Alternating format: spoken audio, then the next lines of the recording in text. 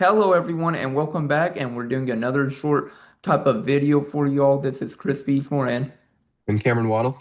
and we're going to now be talking about tonight with basically what Alan Cutler had to say about Mark Stoops and Mitch Barnhart. We previously did one of these videos over Taylor Kinney and then Mark Pope and Pat Kelsey getting into a fight. So we're back with a shorter content video and we're happy about that. But let's get into it. If y'all didn't get a chance to watch Alan Cutler and his radio show basically today, but he said after the Tennessee game, Mark Stoops asked for a negotiation for a buyout, basically saying, like, I'm willing to leave if y'all give me a certain amount, for my buyout. But Mitch Barnhart apparently never got back to Mark Stoops on that, and that is very surprising.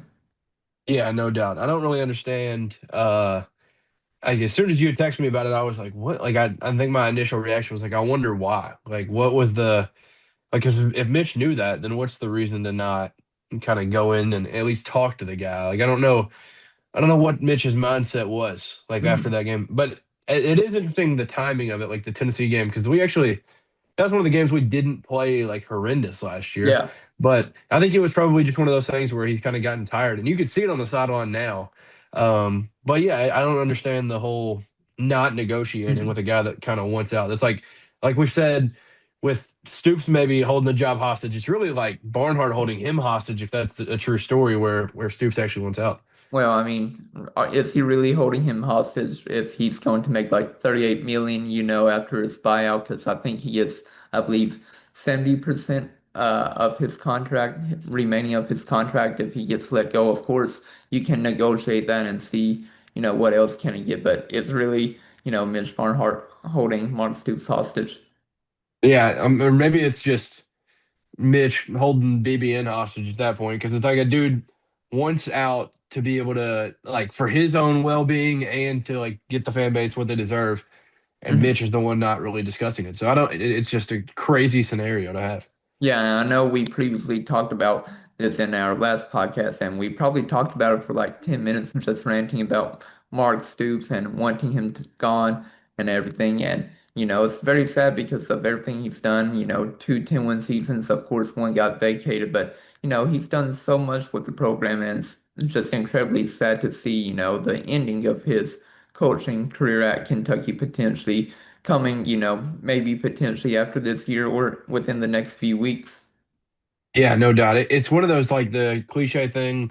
You either die a hero or live long enough to see yourself become the villain. It's kind of one of those things Yeah. where it's like, man, he's Mhm. spoiling what we knew him as. Where like after the second 10-win season, we were like, dude, how is this guy even doing this? Like we didn't know Yeah. this was even possible. We've had two 10-win seasons, two Citrus Bowl victories. Like this is Mhm. crazy, Yeah. beating some of the best in the country, and now it's kind of just fallen apart Yeah. these last couple of years. So it's sad. It really is. But Yeah. like you said, maybe the coming weeks, maybe. Mhm. I mean, I don't know if there's a certain game on the schedule that would be a nail in the coffin, but yeah, maybe he's just. You could just tell. Like the South Carolina game was the one that it really stood out to me, where I was like, this guy looks more down than he's ever looked. Like there wasn't like a fire to him. Yeah. I honestly saw in the Ole Miss game, of course, I know he was going crazy against against the official once they called that, once they didn't call it pass interference, but I was like, you could tell like he was fired up at that time, but you could tell he's just exhausted. He's like mentally tired from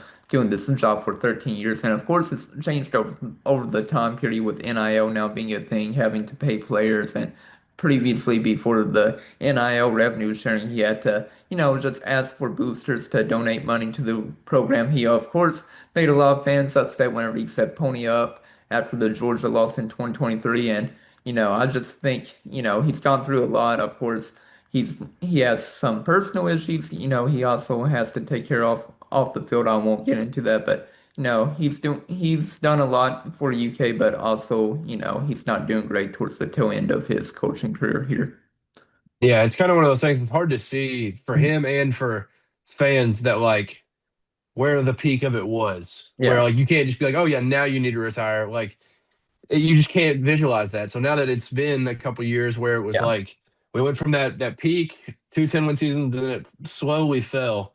But Hmm. now it feels like it's the depths of the Stoops era where like he pulled us. from this level, and then now we're back into it. Like we talked about with the stats that come out where we've lost so many SEC games in a row and Mhm. like so many SEC home games. Like it's back to what it was that he got us from, and now Yeah, it's kind of back to that. So it's yeah. sad to see. Yeah, it's basically back to Joker Phillips, you could say. And, I find it so crazy because his contract either ended in 2027 or 2028 before he signed that extension. So, of course, he signed it in 2022. I'm thinking to myself, why are we signing him to an extension when he already has 5 or 6 years left on his contract? It's not like expiring in 2 or 3 years. It would have been way different if that were the case, but he literally still had 5 or 6 years left on his contract before his new extension that allowed him to stay, till 2031, which is 9 years from 2022. Yeah, the whole timing of it was wild too. Like I know obviously we had the really good year 2021, but like yeah, like you said, you still had time to kind of feel it out. So like you didn't need to extend him there. Like Mitch Barnhart's been one incredible AD, but when it's come to contracts, he just Yeah. it's felt like he's given the worst option possible. So yeah, Mhm. with Stoops, like it would be your tweet said it perfectly the other day. Like we'd have like 2 years of this Yeah. left instead of what we're dealing with now, where you're gonna have to pay him all this money in this certain amount of time, and it was really just a lockdown Stoops at that time. But like Yeah. it was just a weird time to give that Yeah, and extension, he, like you he said. probably wasn't even going to go anywhere, honestly. Like, Yeah. I really don't think he would have. Of course, I know he almost went to Texas A&M in 2023, and if he did that, like at the time, I was very sad because we just won against Louisville. But maybe it would have been the perfect timing for him to actually, finally leave because UK went 7-6 that year. Of course, the year after that, 7-6, and this past year 4-8. So. Maybe it was a great time for him to leave, and that didn't happen. Yeah, it's too bad Arkansas's got their own football problems, or maybe they could just save us again and just Yeah. just take a coach from us. But yeah, it just stinks overall. Like there's really Hmm. no good way for this to end, like to where the full fan base is back on his side.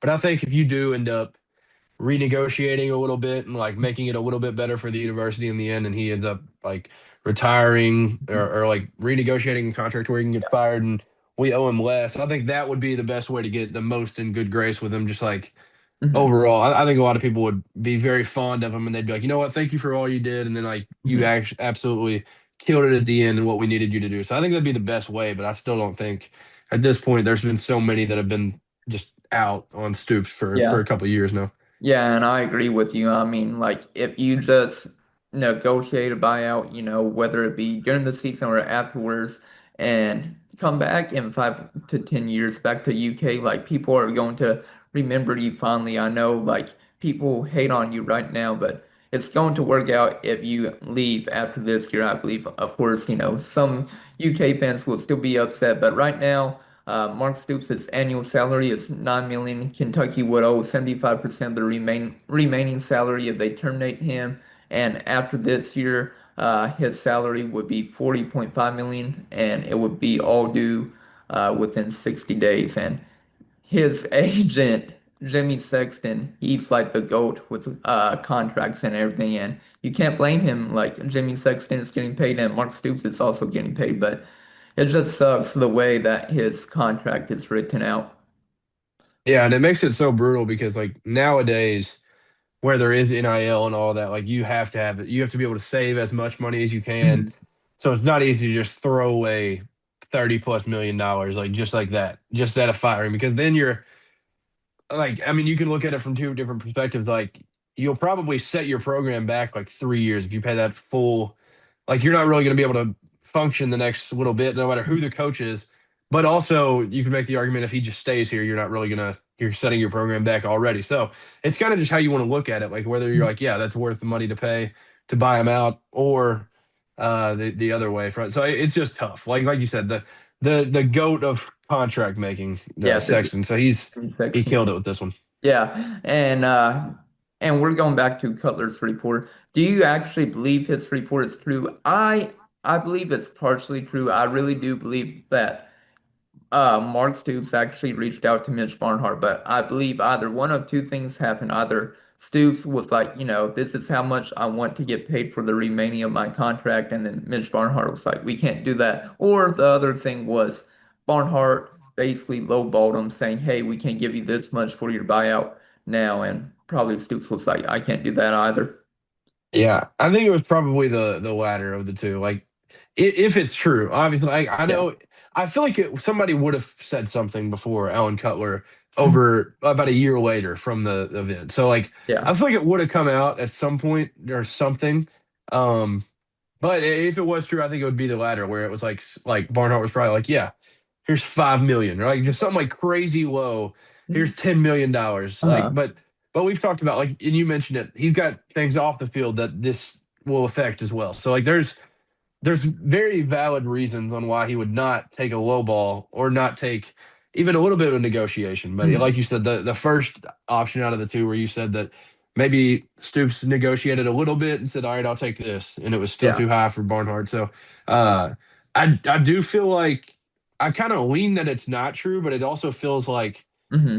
why would he make that up? Like, why Yeah. would he? It doesn't feel like it's something that you can make up just a year later. And like, so Hmm. I don't know. It was just so wild to come out on October 3rd, Yeah. just like in the middle of the year. Yeah, you're right about that. And of course, Alan Cutler did also get a text from another source later on in the show saying like they never heard that story until Alan Cutler said it. But he said that he heard it from multiple sources before putting it out. Like he said he's been working on getting this story out for the past few months. And he was like, I'm not making this up because I've heard it from multiple sources, people who I trust and everything. And he finally came out with it, of course, on Friday, October 3rd. Yeah, I did not realize. I didn't get a chance to listen to it. I was just going because you had texted like before I even saw it put on social media and stuff where you had heard it, and I was like, wow, like that just seems wild. But I mean, if there were multiple sources that confirmed with him, then obviously I would trust Hmm. like the majority of people that are saying this versus this one source that said he hadn't heard it. But Yeah. uh, it's insane. It's just Yeah. crazy, like, that whole scenario, because that's one of those things where you kind of want to be a fly on the wall to see like what the scenario actually was. Yeah, and I reached out to my UK football source, but he told me the same thing as what Alan Cutler got later texted on to us and show that he'd never heard that. Like I was like, "Hey, Alan Cutler just said this on the radio. Is this true?" And he's like, "I didn't even hear about this. Like if it was true, like why didn't it come out earlier?" Basically, they were saying. Yeah, that's what I feel like. I feel like if it was true, it would Yeah. just surely it would have like snuck out earlier just by somebody. Yeah, and I think to wrap up this video, how long do you think Stoops has? Do you think he will finish up this year, or do you think he will get fired? Like, potentially, this is what I'm thinking. I believe maybe potentially that Mitch Barnhart, Mark Stoops will have a press conference saying that Mark Stoops will finish up the year, but he will be let go after this year. That's how I feel about the whole situation scenario, but what do you think? Yeah, I think it'd be that where at some point there will be a presser that says that, where it's just like Mitch and Stoops sit down, and it'll be like that. I don't know if there's necessarily like a game that I would point to, but I feel like that's the scenario. And I'm telling you, like, what would it be, the 17-year-old Cam would probably be crying watching that. But Yeah. the here I am today, where I'd be like, you know what, this is very, very necessary, and we're gonna have to see this out. So I think that's probably the likely scenario, especially with what the schedule is. Like, we're probably gonna rack up a few losses. Like, we'll just put it with just being I, blunt. So I would not uh be surprised if we're not like 2-6 at one point or yeah, something. yeah, 100%. Yeah. But honestly, the best scenario is if they do end up announcing that a few weeks left in the season, and then he ends up beating Louisville to end Yeah. it. Like, that would just be hilarious. Yeah. Even if we're not making a bowl, if we're 4-8 when it's said and done, like, you beat Louisville, you went Beat out an Louisville. absolute legend. Like, Yeah. that'd be incredible. Yeah. Like one of your worst teams ever, like, and you defeat Louisville. Like that would be the best case scenario. And I thought UK could have still defeat Louisville last year in 2024. Of course, I was wrong. I thought that in 2023. For the most part, I've always thought UK could defeat Louisville basically since, I would say, since 2018. Basically, after Lamar Jackson left Louisville, I felt like UK would be able to defeat Louisville any given year, and they did. They won 5 years in a row. Yeah, yeah, we've had ownership of the that city and that team for a little bit now, but Yeah, that would be an iconic way for him to go out. That'd be the yeah, most Stoops thing to do.